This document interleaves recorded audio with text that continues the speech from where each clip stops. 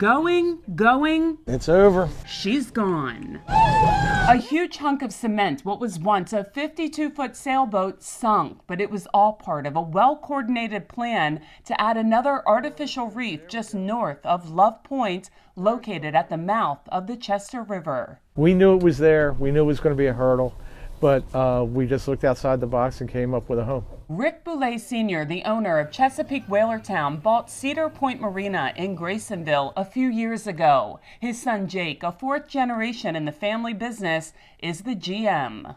This boat has been here for several decades on land, just taking up space. Not sure of the origin of it, but when it came to just sheer size, it's 52 feet.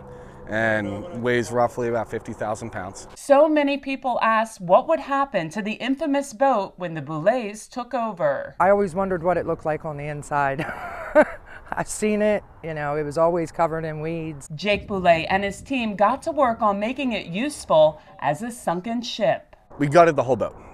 When it came to anything rotten, anything that was loose that could cause float out, cause any kind of a hazard, just wiped it down, ripped out all the stringers, any lumber anything that was loose is gone.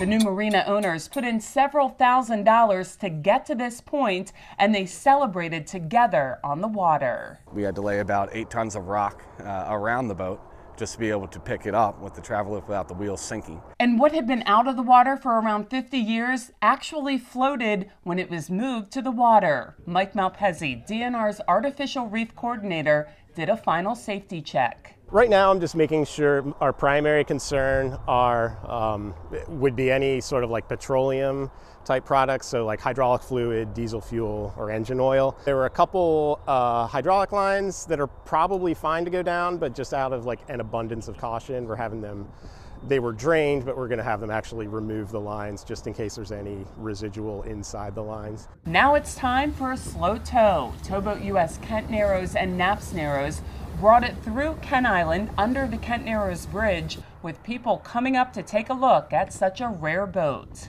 So many people said, how does a cement boat even float? And this one, is having a tough time sinking. The plugs were pulled and we watched it go down just about as slowly as it was towed out. It was bow heavy, getting smaller and smaller until it made a gushing sound.